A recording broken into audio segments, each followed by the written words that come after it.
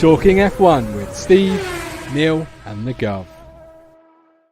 Good evening and welcome to Talking Formula One. We had a first ever Grand Prix, well not first ever, but the latest Grand Prix in Las Vegas for a long time yesterday. We're going to talk about it. How are you, Chris? All good. Yourself? Good, yeah, not too bad, thank you. Good week? Yeah, nothing much. Yeah, same old. Yeah. No International weekend. International break, so yeah, at least it spares you the misery of another game. I watched the Braun GP documentary actually. Oh, is it good? I do want to watch that. Yeah, it's not too bad actually. I quite enjoyed it. I was surprised. I was thinking it'd be more down the line of Drive to Survive, but it's actually quite factual. It's a little bit entertainment-ishy, but yeah, it's pretty decent. I'll have to watch it. I remember the 2009 season fondly. I was a big fan of Honda back in the day, and I was gutted when they were pulling out of the sport. And suddenly Braun turn up, and with two of my favourite drivers at the helm as well. So, yeah, I remember that season fondly. It was my last season in high school as well. God, many years ago now. Yeah, it would have been. I was sick form. Yeah, fine. Yeah. Look back on those days fondly, but we. Absolutely. You think it's tough. It's really not. But we are looking back. Yesterday, we had the first Grand Prix in Las Vegas since the early 80s, and it wasn't in the car park of the Caesars Palace this time. It was, of course, a specific street circuit going around all the sites of Las Vegas, taking in the Eiffel Tower. Obviously, you had all the different hotels, the Sphere, which is a strange-looking object. A lot of mixed opinions leading up to this race. It probably got off to, it did get off to a very negative start there with 9 minutes of FP1 and then no further running for a long time because of the issue, of course, that hit Carlos Sainz's car. So I think opinions were quite low heading into Saturday and Sunday, but did it deliver? What do you think, Chris? Yeah, it did. Well, yeah, I was one of those unfortunate people who were awake at 4 o'clock in the morning for the 9 minutes. Don't know why, but anyway. But in terms of I think there was far too much hype. This is the issue. All the diehard fans, people who watch Formula One in and out, aren't the armchair fan, effectively. Oh, Neil. Oh, hi, Neil. Welcome in. Hi there. Hello. They all got peed off with it all being a show. And it detracted from the actual why you're there. And I'm glad that the racing took over at the right time. And it was a decent, as much as Neil said it would be. So Neil was always right. Of course. Yeah. Not quite. It was, we said it needed to be an absolute stonker of a race to make up for the issues it had in practice. And, the fact that it just appeared to be going down the route of just a show rather than an actual about sporting event. As Verstappen has said, 99% show, 1% sporting event. That's probably still true to some extent because there was all this big show off about it at the start. But the race and after, yeah, geez. I just wanted to watch a podium. I didn't want to watch all that. But what do you think of the race, Neil? I was going to say, what did you guys watch of the, pre-race and all the other things that went on? Pre-race, I was up at 5, so I didn't start watching it until about 5:15. Post-race, watched the podium and then turned it off. You didn't watch any of the Netflix golf or anything of that sort of thing then? Watched the first 10 seconds and I saw that they were all teeing off at the same time and running after their ball. I thought, this isn't for me. No. I thought it was a good idea, a bit of a laugh. But it's something different, isn't it, I suppose? Yeah. Mainstream. It did get Formula 1 into mainstream. That was all it was, really. But I'm not interested in that. So I enjoyed it. I must admit there was a few bits that were a bit silly and I skipped along to what I wanted to watch, but it's the benefit of Netflix. Yeah, and of course the main event itself, we got to race day, race time, race night, race morning for us, race Saturday evening for them. What did you make of the actual race itself? Because like we said, it needed to be an absolute stormer. Do you think it delivered? I think so, yeah. I thought it was good, other than you slightly switch off when McLaren are dreadful, but it was one of the better races of the season. I think I put it up there with Singapore. We had a fight for the lead, something we haven't had a great deal of this year at all.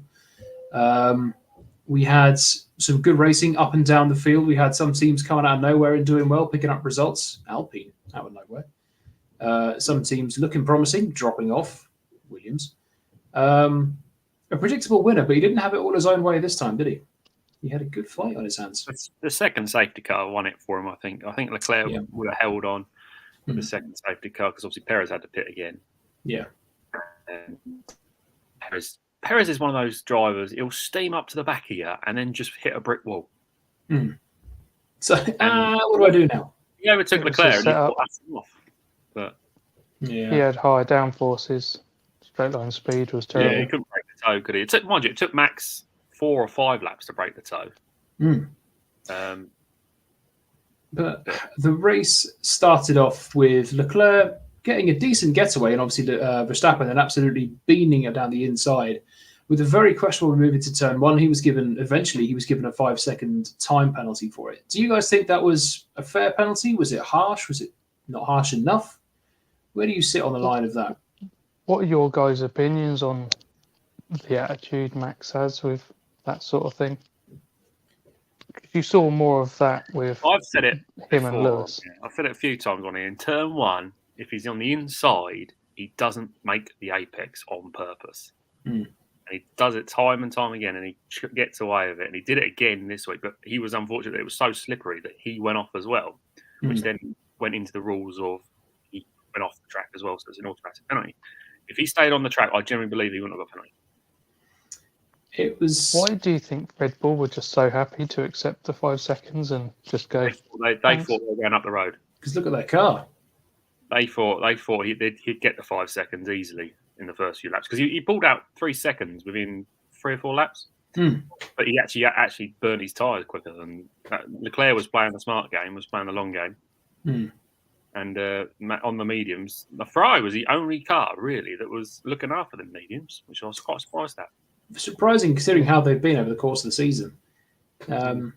You thought, and as soon as Verstappen got the lead, you thought, right, well, okay, he's got a penalty. He's just going to absolutely steam off into the distance, and then, that's it, job done. His radio as well. Yeah, send him my regards. Yeah, all right. But yeah, he certainly didn't have it all his own way, and then, like you said, he cooked his tyres far too quickly. Leclerc then started to come back at him and actually passed him for the lead of the race, which was just such a good move as well. Yeah. Brilliant driving from Charles Leclerc, absolutely deserving of the driver of the day.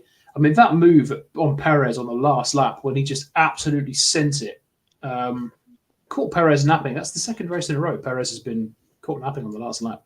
That was a guy who had nothing to lose and everything in the game, wasn't that move? Yeah. If he was like leader of the championship by 5 points, or whatever, there was no way he was making that move. But he's just got nothing to lose. It's like it was brilliant. That's just, I think yesterday showed us what Charles Leclerc can do. When he's got the car and he's got the car working well. We know what he can do over one lap. His qualifying record is incredible. How he's got 4 or 5 poles this year. They struggled on the hard, didn't they? Ferrari struggled on the hard. It just the fact he managed to keep. He was, leader of the race. He managed to keep up with Max, hold Checo Bay eventually. Yeah. They did compared to the medium. They struggled. It was about half. I'd probably say about half a second a lap difference. Yeah. Compared to the Red Bulls were, and the second safety car definitely cost him. And it's ironic that it was Max who caused that safety car. Yeah, that was another bizarre incident. George just turned in, probably didn't see him. George got the penalty for it and then just said, I couldn't see him. They didn't need to change that front wing or anything on the Red Bull because it just wasn't costing him any time. We've seen Leclerc lose the end plates a few times and he's has had no effect on the thing. I don't think the end plates actually, with the modern day car, have a huge effect. I think that they're actually more for regulation by the more looks of it. Can you imagine being the designer on the end plate and think you spent hours and hours on this piece of a car and you think this is perfect, and then it falls off and the team are going, well, just carry on. Isn't it more how much breaks off? Because if the 2 elements that are actually there for the downforce, if they're still held strong in place, it's fine. Yeah, because really that end plate there, when that comes off, it still holds the 2 flaps, the downforce. So it doesn't actually make a huge difference. It just because at the end of the day, all they're trying to do is outwash anyway, and now that piece is out of the way, it's easier for the outwash. make a difference in 2026, though. It's going to be an in-wash car. Absolutely. Well, we mentioned obviously Verstappen didn't need a new front wing, but someone who did need a new front wing and a new rear wing and a lot of new parts on his car was Lando Norris. An unfortunate weekend for McLaren. They were both out in Q1, weren't they? They had a dismal Saturday. And then Norris didn't last too long in the race. Bizarre incident. Were they like 11th, 12th, that sort of area? They had a good start, with all the carnage, because we haven't even touched on the carnage at the start. Cars going wide, cars spinning. Bottas hit Fernando Alonso twice, that takes some doing. He hit him head on once and then went into him again. And then I think it's great because it takes ages to put an F1 car into reverse. So they just sit there, just look at each other. Right, sorry, carry on. But after that amazing start, you had both McLarens had shot right up the order, Lance Stroll as well. And he didn't last that long and just lost it. It didn't look like he had an accident of his own doing, really. That wasn't a failure or... Yeah, there were sparks from underneath, sure. So I wondered if there was a failure, but you saw a lot of them bottomed out along that bit. So I just wonder if... He reached at the wrong point with the tyres not being warmed, I think. He just lost the rear and he went. Hit the plank, bottomed out and just lost it. It was laid down on cold tyres. It was a huge shame, because I think the McLaren did have... Well, it's been good in the on race pace in the past few races, so they could have had a good opportunity. Good to see, of course, that Lando was okay, but that was quite a scary accident. He found himself going backwards against the barrier for a considerable amount of time, really. And he sounded quite winded on the radio as well when they asked him if he was okay. But he went to hospital. It's coming, don't you? It's sort of like you can sit there and he's going backwards, and the wall's coming eventually. Yeah, it's just inevitable. Yeah, he went to hospital, and then he went to the medical centre. They got transferred to hospital as a precaution. I think it's because he got winded or whatever. They just wanted to check if he had broken any ribs or anything like that. I think it was. Yeah, but good news is he was okay, and he was he did well. He held up well against that. So it's a shame for McLaren because they are they've been looking very, very strong. That did allow Aston to close up a little bit on McLaren as well because Piastri did score points, didn't he? And he got fastest lap, I believe. Yeah. Lance Stroll. Lance Stroll 5th. Where did that come from? We haven't even touched on that. He qualified. He was dead last. Yeah, he was the lucky one out of turn one carnage because he just did his little Mario Kart. He just weaved his way through all these turnaround cars and just went, "Oh, I'm 5th." Yeah. And then a fair play to him. I suppose in a way, we are quick to criticise him when he has a poor race. But first safety car, he could bin off the soft straight away. And unfortunately, Piastri started on the hard tyre because when he finally came in for another set, it was too much left to go on the medium, so he had to put on another set of hards. Well, actually, I think him and Hamilton would have been 4th and 5th, I think, personally, if the Grand Prix continued without a safety car. Yeah. That hard was obviously the tyre to be on, and they were on it first up. And Hamilton had an absolute stormer of a day. He did. Obviously, he was up to 7th or 8th, Piastri and him were, when he had that collision. Obviously, went back to last, miles behind, had a safety car, but obviously, and then he came back and finished 7th. So, an absolute storm of a drive. 15 overtakes, I think it was. Yeah, it was a decent race win, considering out in Q2 as well. George he went the opposite way. He started up in P3 and he ended up tail end of the points with a penalty. It was just a very quiet race for George. I think it was, apart from obviously the crash with Verstappen.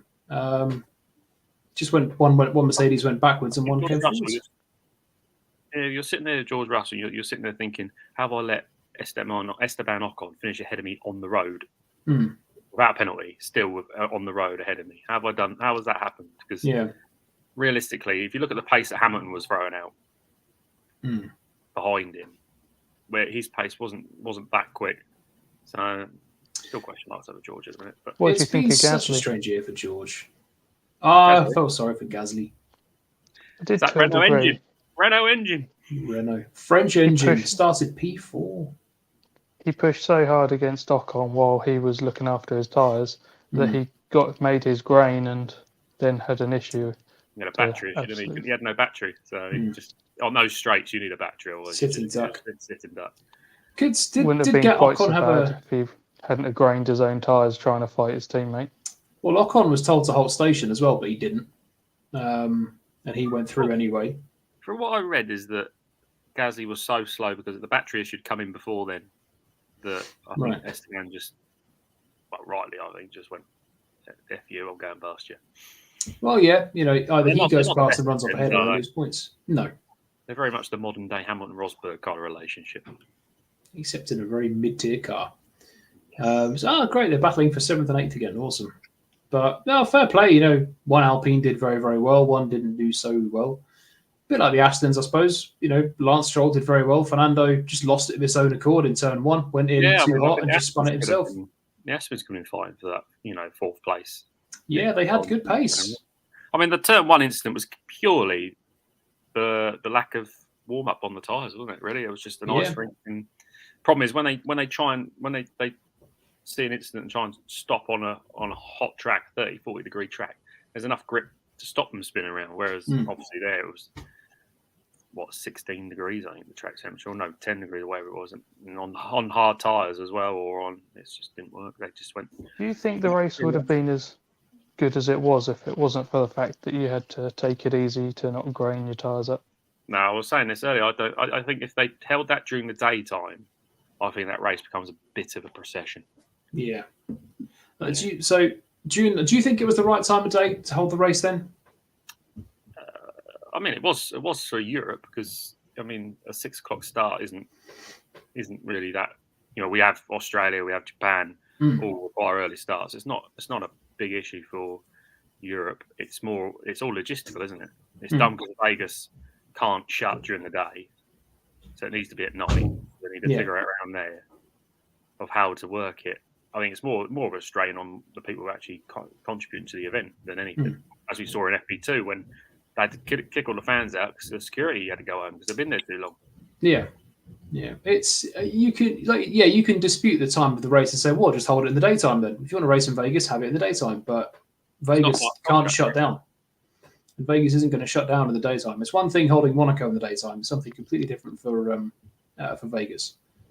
It's probably the same as Singapore. I felt how it all worked out. It was probably for the best. Yeah, I think qualifying needs to be the same time as the race. Yeah. It was.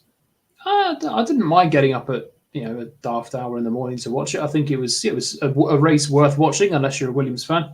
More good news out of the weekend, of course, is that finally, in by far the quickest car on the grid, Perez has finally secured P2 in the championship. It's only taken him this long in that car, despite his best efforts, it seems. He had a decent race, didn't he? I think have won it at one point. He got overtaken by Leclerc, tarnishes it quite a bit. Yeah, but it was solid. Overtaken by Leclerc, but it was another good weekend for him. He got back on the podium again. He had some good racing. Sorry, there's got to be question marks about his defending because week before in Brazil, he defended fresh air to Fernando, and then this one he just sort of didn't expect. You're on the last lap of a Grand Prix. You're going to expect him to have a go at any corner. You shouldn't just expect him to have a go on one corner. So I thought, Perez defending isn't really up to scratch at the minute. No, because you think that if that was a Max Verstappen or a Daniel Ricciardo, Leclerc's not getting through. They will defend that within an inch of their life. And Max always wants the inside line so he can do his trick, or what he does. So yeah. It was always going to happen. He was going to P2, wasn't it? Really, the Mercedes is too up and down for Lewis to get enough. What a strange year for Mercedes. Sometimes they're bang on the pace and clearly the second fastest car. Pole position for Hamilton in Hungary, and then Brazil they were nowhere. Yesterday was better, but they were never really in with a shout compared to the likes of the Red Bulls and Ferraris. They got to set the car up in a specific way to not have the gremlins that we've had for the last 18 months. So it either works at some tracks or it doesn't. It doesn't work at bumpy tracks because then they've got to run it very stiff. If we started the season again with the cars the teams have now, do you reckon it would work out much different? Red Bull would still be quickest. I think the likes of Ferrari would be right there with them. We've seen that in the recent couple of races that Ferrari are right back there. Not quite on the same level, but I think Ferrari would not be far behind at all. And considering how they started the season, I think that's pretty decent. The issue is that all the other teams are too track dependent. The Red Bull just goes on anything, goes anywhere, any corner, any type of track. Whereas everything, like Ferrari need a bit of speed in the track. Downforce, like McLaren need high speed tracks because they've got a very good mid and fast speed corner speed. Mercedes needs slow corners because they've got good slow speed corners, and the Aston's a bit the same. So whereas the Red Bull just goes around every corner, well, it's on rails, isn't it? Williams went backwards. Haas don't like any track. The issue with the Haas and Williams is the downforce, isn't it? You need the downforce in the slow corners because at them temperatures you're going to slide. Yeah. Without downforce, you slide, which then grains and eats your tyres. And that's exactly the problem with Williams and Haas, is they're very quick in a straight line because they've got no downforce. But when it comes to the slow speed corners, they just slide on the tyre and that just eats them up. Yeah, it was awful. I was fuming yesterday as a Williams fan, to be honest with you. 5th and 6th, their best start since 2016. In the days Logan of Sargent had a hell of a weekend. I thought he had a hell of a weekend. That might well be his F1 career saving drive, I think. Could save him. It could. One more race to go in Abu Dhabi. 12th. Yeah, put it P6, and it was only the tyres. I mean, that before his first stop? Yeah, on the medium. I mean, he went backwards like he'd lost his wheels, let alone the tyres had run off. Oh, that was awful. 4 or 5 positions in a lap or two. I was mad. Yeah, Sargent. Sorry, Karen. He was coming in, but I think he couldn't come in quick enough because everyone was just passing him. Yeah. The frustrating thing is, 5th and 6th, brilliant. I knew that one of them wasn't really going to stay around that. The other one might have a chance. Logan Sargent dropped like a stone, but Albon was just sort of hanging on and around that sort of area. But then that second safety car just screwed them and they just dropped backwards. But I think that's where the rookie comes in with Sargent. Because you look at Piastri, has this similar issue, doesn't he? Where the tyres do just dramatically drop off for him. Whereas the likes of Albon and Norris know the tyres, so they can eke a little bit more out of them. So I thought it was a good drive by Sargent, to be fair. I was fully expecting him to put it in the wall somewhere. Yeah, to be fair, it was a solid, unspectacular race. Probably the best he could have done in that car. But it could be the saving grace for him for next season. He got the point in Texas. He got his point. 6th place on the grid in that Williams is, for a rookie, is very, very good. Albon 5th. I was over the moon. I was thinking they could maybe challenge for at least one car top 5 here. So that went well. So my heart is with the McLaren fans and the Williams fans after yesterday's race. At least both the Williams finished the race though. That was the only plus. It was really top speed that won the game at the end of the day, was it really? Do you think of the top 10? You got an Alpine, an Aston, and a Mercedes. Obviously Ferrari and Red Bull, but aren't renowned for their top speed, and they're quite comfortably in the top 10. So yeah, it seems like Las Vegas is a bit of an all-rounders track actually, more than anything. Which all I can say is Las Vegas actually kicked Miami out of the water in terms of track layout. Oh, for sure. I mean, if we need to lose one, it's Miami that gets ditched for me. Yeah, absolutely. COTA is the best one for America. That's such a great circuit. Miami is a terrible circuit. We've had 2 races there now. I think neither of which have been spectacular. All I know is Max has won them both. Leclerc binned it this year. Brilliant. And it's got a fake arena. Wow. Not arena, marina. Well, they wanted to go into the arena, didn't they? They want the track originally to go. I think that's where the problems have come along, because they wanted to go into the track as part of the racetrack, but that wasn't feasible. And then I think they just tried to bodge a track around it. Stupid. Fake marina, fake. Wow. But Vegas, for all of the cheese and the Americanism, I suppose, of the build-up. Did you see the announcer screaming in Perez's face He thought he was going to have for an interview, didn't he? He just stood there awkwardly. Sergio Perez, and he's right in his grill, and Perez is just there going, "Okay." Then there's an awkward thing where he moves on, and then Perez is thinking, "Oh, is he going to talk to me?" Yeah. Okay, I'll just the Homer into the bush situation, isn't it? It's just like, All right, I'm off. That was one of the best bits of pre-race. I saw that and I was wetting myself because it's just he'd have tried that on Kimi Räikkönen, the guy would have got a smack, guaranteed. Oh dear, but that was. I know it was obviously it was a very cheesy build-up, and I don't care for all that, to be honest with you. You know, Verstappen saying you're up there looking like a clown. 80% of the drivers looked uncomfortable and bored up there, apart from Ricciardo, obviously. And it's just, for all of that terrible build-up and cheese, the race was good. I honestly expected it to be an absolute shit show at the start. It's got cars sliding into one another and then just petering out into DRS trains and boredom. But it was good. Up and down the grid, there were fights. It's brilliant. I think they just, I think that the on-track action spoke for itself. It's just all the rest of it around it, and he's sorting out really.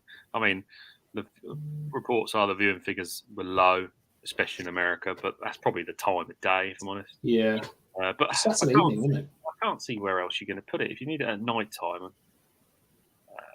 I don't mind it actually where it was. I think having low track temperatures actually makes more of a spectacle. It gives all the teams something to think about.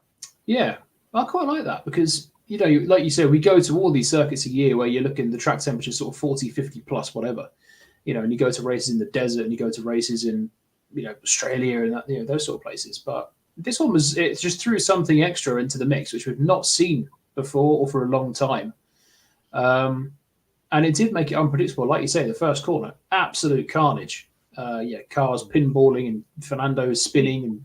And you think a lot of the cars are designed for high temperatures. You look at the tracks. So you start off in Australia and the Middle East where it's hot. Ordinarily, Australia can be a bit iffy sometimes, but Middle East very hot. And then you go into the European summer, which should be 20 plus degrees, and then you go back into America with COTA, it's normally 30 degrees. And then this is an outlier because you go to Brazil. Brazil's can be a bit iffy, but it can be hot. Yeah. Even when it is sort of thing. And then you go back over to Abu Dhabi, which is a night race, but it's still 30 degrees at night. Yeah. So what temperature is it at Montreal? Well, It can be a bit hit and miss, can't it, really? Yeah, but it's normally up in the 20s. Because it's their summer. They're still quite warm. It's just can be a bit wet. That's why Malaysia was brilliant, because it could be 35 degrees and pissing down with rain. Awesome. But you remember the COVID year when we went to Turkey, and Turkey was absolutely freezing cold, and they couldn't warm up the tyres and things like that because the cars aren't designed for that sort of thing. They're designed to you're trying to reduce the temperatures half the time more than anything. So a lot of teams blocked most of their brake ducts up this weekend because they didn't need to cool the tyres. Yeah, and that's everything you're taught as an F1 team, as an engineer, as a driver. That was the opposite. Yeah. It's like, right, okay, cool the tyres, please. And now they're going, heat the tyres. We need more heat. What? They couldn't. Behind the safety car, every driver was whinging about how they just couldn't put any heat on it. If you got Williams or a Haas, it's quite easy because they're naturally their cars really fire up the tyres. But if you've got more of a sort of Mercedes who tend to take 2 or 3 laps, especially on the harder compounds, then you're in a bit of a sticky situation. What do you think was happening with Sainz? Because he got told that his car was overheating. Yeah, I think that just maybe just an issue within the car. I think. Did they take a new PU or did they take a new battery? I can't. Or did they take both? Power unit, wasn't it? Yeah, I thought it was both. To be fair, but maybe not. No, would it have been both? Because he would have got a further penalty, wouldn't he? He would have got a bigger penalty. He got 10, didn't he? Yeah, 10. Is that just for a PU and a battery? Anyway, I don't know. It might well be. He might even had a bit of a tear off or something stuck in the cooling duct or something. Possibly. Well, we have only one race left this season now. It's not been a blockbuster year, has it? But I've enjoyed it on the whole. One race remaining, Abu Dhabi, which is always a really, really exciting race. Really, really great finale. It should always be Abu Dhabi. It should absolutely never be Brazil because Abu Dhabi is far better. Abu Dhabi will only ever be remembered for one thing. Yeah. That's 2021. There are two things I think of when I think about Abu Dhabi. The first one is 2021, and the second one, I think I mentioned it on here before, probably every year, when they asked Kimi Räikkönen his opinions on it when he first drove it, and he said the first few corners are okay and the rest of it's shit. Yeah, it's about right. They made it worse by just taking out the chicanes and making it into a sort of an elongated hairpin, and they're just strange. Rip the bloody thing up and start again. Go to Brazil, finish in Brazil. Like Michael Schumacher did, and Kimi Räikkönen was having a shit. Yeah, I was having a shit. But Abu Dhabi, again, the spectacle, fantastic. The track is crap, but the surroundings look amazing. And it's nice to finish under the lights, I suppose, but it's never exactly, apart from 2021, it's never a banger, is it? Which is a shame because you want to end the season on a high. But are there any teams that you think will be particularly watch-worthy in Brazil, in Abu Dhabi? I wish we'd go to Brazil. Nope. Apart from Red Bull, obviously. Actually, talk about, just go back to Las Vegas. I was very surprised by AlphaTauri's performance, considering they had the rear end of the Red Bull and the floor of the Red Bull apparently attacked. Yeah. I don't know how long that lasted for because they had a poor qualifying, but yeah, I was surprised by that because I thought they'd be making gains considering they are slowly moving into the RB19.6. Sure. Next time, next team, next year. Get my words out eventually. Maybe put some balance into it, just we won't make it look obvious yet. No. But for one final time this year, I'm going to need some top 3 predictions for Abu Dhabi. So, Neil, in reverse logical order, your top 3 prediction. Be quite nice if McLaren done slightly better this weekend. Mm-hmm. Well, it's going to be Max again, isn't it, for first? Let's go. Leclerc will be up there again. I'll make him second, and hopefully Lando's third. All right. Chris? Like every week, I'm going to go with no Max Verstappen in my first position. So we are going to go. I'm going to go ballsy here. I'm going to proper ballsy. I'm going to go for a McLaren 1-2. Norris to get his first win. Piastri second, despite the fact I think McLaren actually won't have a very good car. And I'm going to go for Carlos Sainz P3 with Leclerc on pole, taking out Max Verstappen. Ooh, bloody hell. Third, I'm going to go Sainz. 151 and a bet build of that. Nice. Third, I'm going to go Sainz. Second, I'm going to go Verstappen. And first, I'm going to go for a Leclerc win. He's got to get one this year. Sainz has won a race in that car. Leclerc's got to get a win in that car. So I look forward to hearing the Dutch national anthem after the race on Sunday for one final time this year. At least they didn't jazz up the Dutch national anthem with Vegas or get some like Elvis impersonator singing. Good grief. I was expecting something like that. Can you imagine that? Jesus. And Perez in a blooming red overall was like, even my missus went in. I didn't realise Ferrari come third. I was like, my missus said exactly the same thing. She went, I thought Perez finished third. No, he did. But why is he in different overalls? I had to explain to her. And the cool-down car as well, just quickly as well before we end the show. Did you see the Red Bull engineer get in the cool-down car and then they kicked him out? Yeah, they're only going to do that, to do the interviews. I mean, that's part of the show that was not needed. Yeah, get rid of that for next year. Bin that off straight away. Don't need that. Build a proper podium as well. Well, right, that brings us to the end of our little F1 pit stop this week. So thank you very much for watching. We will see you next week after the finale of the blockbuster that has been 2023 when Charles Leclerc gets his first race win of the season and ends on a high heading into 2024 for a Ferrari title challenge. So have a great week. Take care.